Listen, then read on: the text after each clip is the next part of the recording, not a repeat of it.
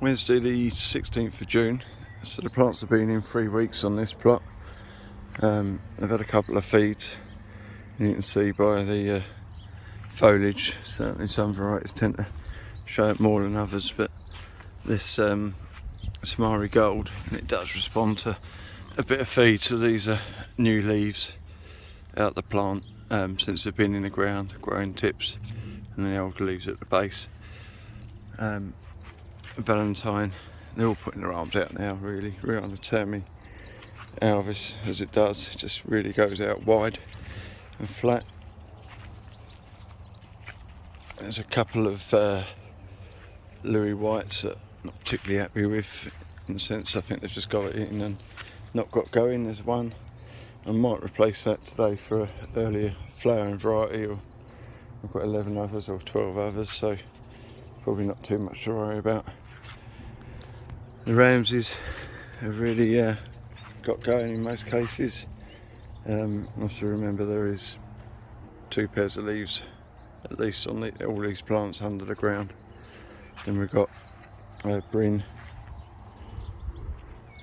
and Aggie, which are flying now. I'll start stopping some today. Last year I did it on the 10th of June, first stop, and again on the 17th, and again on the 24th. So I'm really sort of pushing everything forward a week. The national is a bit later. On the late varieties I shall probably stop half and half, or half of them this week, half of them next week. On the earlier varieties I shall probably do 3 or 4 plants, and then do the bulk of them next week and a few the week after, of each variety, just to spread them out and hopefully get me to Harrogate. Maybelline and Fairway Spur. Fairway Spur never looks a good plant. Dog backing up. Never looks a good plant when it goes in, but then once it does get its feet down, you can see it starts putting its arms out and beefing up. The peaches, it's pink peach and Cheryl peach, always throw a lot of lateral growth out as soon as they go in the ground, which makes it interesting for stopping, which we'll try and do that a bit later. And that's Cheryl Greta, Water Hardesley at the end. The ones that these ones have been in 2 weeks, and you can see there is a difference, although they're probably catching up. Slug seems to like those. I think that's AC Yeti, that's the first corner, getting hammered. So these are the sort of bits and pieces beds. So there is 12 white Alvis in there just because of the heights. These are all 6s in there, so we've got some John Hill, some Mark Hardwick, Gemma Darling, and some odd bits. And we're back onto the 12s with Mingus Whitney and I'm trying to think what that is at the end, Cheryl Gemma. Then we've got the 2 Climaxes, Almonds and Kids, and they're getting away. Bonaventure I'm going to try and leave alone as long as I can. It's quite early and it don't like being messed about with, so it'll just be a stop, let them come out of the ground and leave them to it. And that's Ben Houston, again just nice strong stocky plant, putting its arms out. Another spray of Hulk juice, which is what I shall call it, until I know it works or doesn't. If it doesn't work, I'll tell you what it is. If it does work, you might not ever find out. But there's a Go American and Fairway Pilot. The last few spares of plants that I've just left on the plot, just in case I need one, but really it's getting to that point now that if it hasn't picked up by now, it's too late. So 3 weeks in, 2 weeks in, still got a cover to build. I'm going to try and do that in the next couple of 3 weeks, and I'll try and show you a bit of the stopping. So this is the plant with Samari Gold. It's a bit of an oddball. I must have planted it in the wrong place, because in the same bed as the rest of the gold, but at the end of the Valentine run. Still got 12 Valentine. I planted 13, I thought I had, but I've actually got 13 Samari Gold. So there's different starts of stopping. And gold's an early variety, so I'm only going to do probably about 3 plants of gold, just to hopefully see me into Essex time, and the rest will be next week and a few the week after. These have been in 3 weeks, as you know. They've had the 3rd feed yesterday and a couple of foliar feeds. These plants are well buried. Now, I've heard already that someone's tried this and it didn't work, but perhaps they didn't try it well enough. And when I say work, I mean work as far as pushing basal shoots out from underground.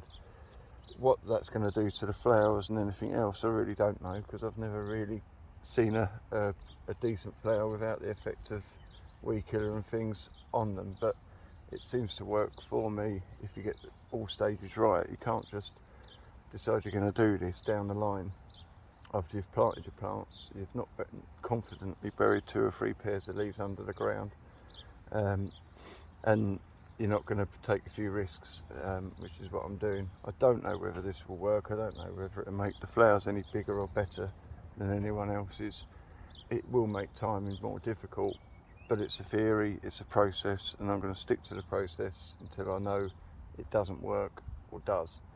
But with plants like this, where they have started to throw a few small shoots in the side, I'm going to really be brave and not mess about. So we're just going to cut out, and I'm not going to butcher it down at the ground, because I want the engine still there, the plant still there for now. I'm just going to take the very tip out of the plant and stopped. Put that there. But it's not stopped, because all that's going to happen is all these side shoots are going to start shooting away from the top of the plant, and that's not what I'm trying to achieve. I'm trying to achieve them lower down. So I go in there with a thumbnail, which I haven't really grown big enough yet, and just take the little side shoot tips out of the very top, and then a bit of an easier job next pair down.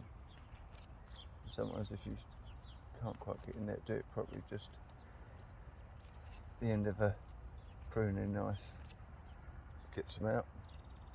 This job does get easier as you go down the plant. So none of this plant is going to be of any use further down the line, but if you just butcher it to the floor, it's not going to really do anything. So we're just taking all these side shoots out. On some varieties, I found last year that they weren't so forgiving in wanting to throw side shoots out from underground.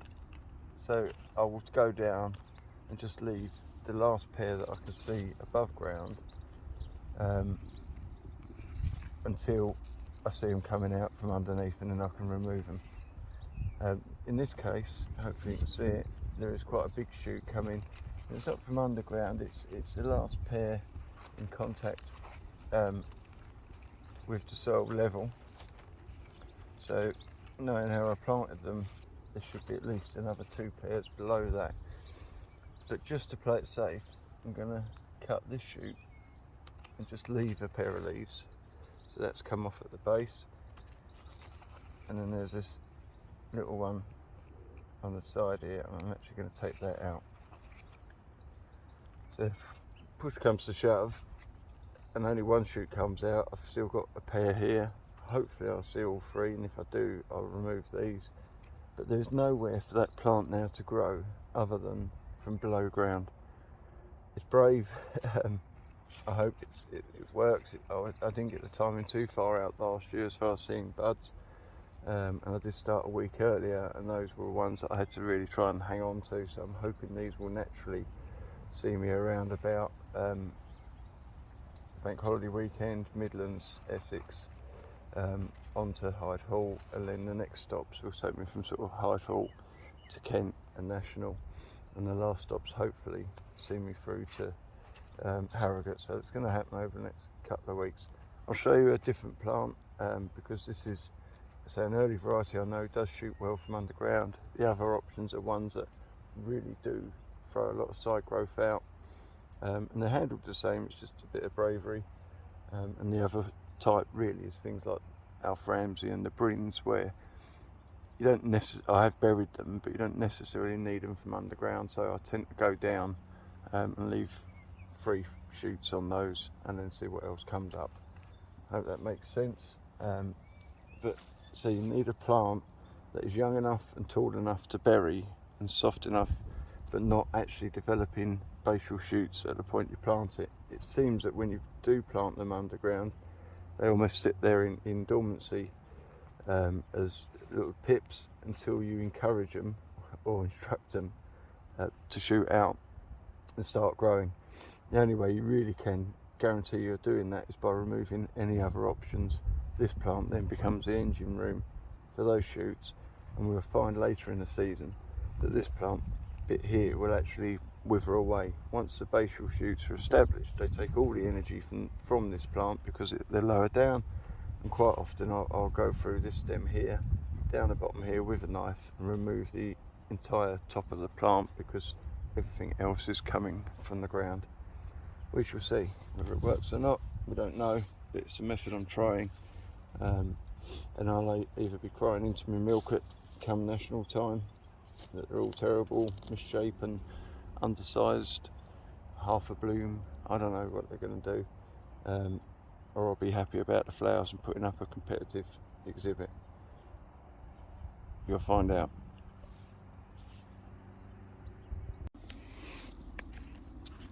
So this is it's a big plant, one of the bigger ones of the Alphramses. Again, these have been buried. I know there's stuff underneath, but they don't always like throwing too many from below. I found that out last year, so I tend to take a slightly more cautious approach, and the same would apply to the Bryn family, Bryn Turfle, Aggie White, Louis White. Not many others, to be honest. Those are the later ones that are a bit more stubborn about how they perform. Possibly Fairway Spurs, another one that doesn't always want to chuck them up from underneath as readily as the others do. So I tend to treat these differently, a bit more cautious. Again, I don't want to go chopping into this plant. It is a bigger plant. I tend to stop the bigger ones first, and then by the time another week or two comes along, or with these I should probably do half today, half next week. Another week the smaller plants are up to this sort of size, so they're being stopped at the same stage. So this is our Alphramse. You can tell it's very sunny. It's probably mid-20s, if not late 20s, 10 o'clock in the morning. So again, I'm not going to use anything from up here. I know Mark tends to stop higher and then select these tiny little shoots at the top, which is a good method of knowing that will take X period of time to flower. I'll go the other way around and get them from further down the plant. But if you go chopping into these fat stems, you can then end up getting water and feed and so on into those stems, the hollows, and they can rot down. So again, I tend to go high, cut through a joint just above the joint. Hopefully that's done it, and you can see, hopefully you can see that there's no hole. It's a sealed top because we've cut just above the joint of the plant. That's not going to come and fill up with water. Again, take some of these out. Don't want them all to grow, and I do want them from low down. Now I know I can see there's 2, 4, so I'm going to actually work upwards. So I'm leaving 2 pairs with shoots in down the bottom. That's going to give me 4. I'm going to take the rest of these off. Now I do hope that I'm going to see something come from underneath, and I'm going to be brave or stupid, I'm not sure which, but I'm going to take another one out. So I've only got the 3 above. If I see signs of them coming from underneath, I might then reduce them down. So this stop is only leaving me with 3 breaks. I'm hoping additional will come below. In some situations, certainly on things like spur that aren't quite so late and so bad, I'll probably then take them down just to leave in the lowest pair above ground and hope stuff pushes up from underneath.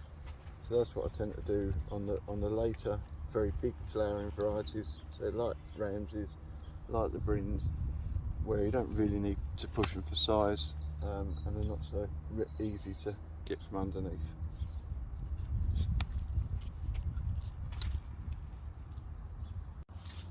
And this is the last one, and it's often a problem variety for a natural stop. This is peach, obviously pink peach is exactly the same. There's a growing tip in the middle there, and it throws all these strong laterals out very quickly from planting. Just have a little check down, there's a couple of crunchy leaves. I can't see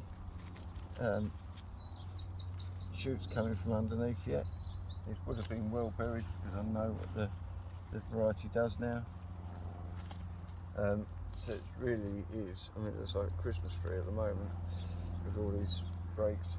It is going to be a case of top out, go through that joint there, just above. A couple of ants about on here. If you see ants, they generally are transporting aphids. Yeah, there's a couple up there. So that's going to be the next job in the morning. Tomorrow morning is giving them a spray. Now if you want to play safe, I could leave these top little bits in up there, but I think they're just going to be too early and defeats the object of what I'm trying to achieve. So again, we go down there, it's the top two. That's the next two. We are at that time of year now that what look like good plants tend to go backwards. I'm going to use a knife on these because they're quite hefty. Just to give me a start. These are the laterals that we're taking out. There's no way they're going to flower at the time we want them without a lot of messing about. Go in there. They always seem to throw a leaf joint quite close to the main stem, so if you don't take it out carefully, which is that bit, you're going to end up with a gooseberry bush coming after a stop. That one. That one.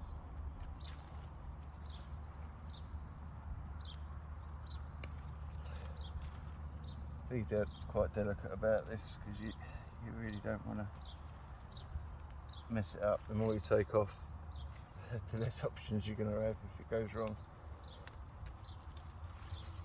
That one. Still going down the stem.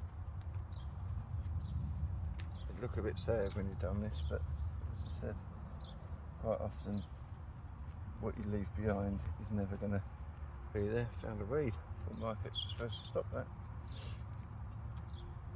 And then we've got this last shoot that's just coming out at soil level but not below. And I'm going to remove that. So we've took a lot of stuff out of that plant. So it's Sherwell peach, and it's what it does. It tends to throw a lot of big laterals out early. So I've removed all of those. Have a quick tidy up, make sure everything's good. Watering with the watering can tends to make a little divot in the soil. Now that's done. Again, there's only one place that plant's going to grow from, and that's underground, we hope.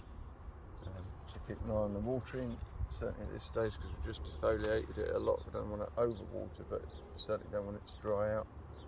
And we'll hopefully see some shoots in about a week, 10 days time start coming out of that ground. We hope. We'll come back to it and see if it does.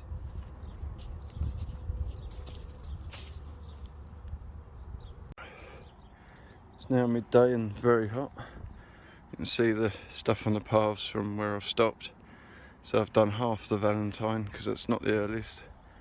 Other half next week. I've just done 3 of the gold, and then I'll do probably 6 next week and the other 3 the week after. Half each on the Rihanna Tammy and Alva Supreme. You can see there's not much left there. A couple of shoots are already showing, but mostly not. Half the Sir Ralph and Louis White. half the Aggie and Bryn, just 3 of the Maybelline and half the Fairway Spur, half each on the pink and peach, 4 out of 12 on the Greta and half the Water Hardersley. Most of the bits and pieces I'm going to leave till next week because I don't really need all those varieties early on. But I've done half of the White Elvis, a couple of Mark Hardwick, a couple of John Hill. I've left the Gemma Darling and the other bits there. I won't do any of the Cheryl Gemma, there's 12 of those, but I won't do them until probably next week, mostly the week after. It's quite early to bud. Half the Mingus Whitney are done, just 3 each on the 2 climaxes, Almonds and Kids. It's quite quick, so I've just done 3, do the rest next week, week after. I haven't touched the Bonaventure. I want to leave those as long as I dare and try to just grow them straight up on a natural, maybe some from low down. It just didn't seem to, it was the best plant last year until I started messing about with it, and then I didn't like it.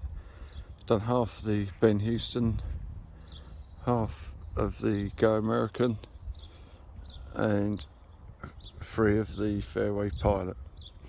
So just going to sweep the paths down, get the rubbish off, and that'll be done. I'll be back in the morning to water.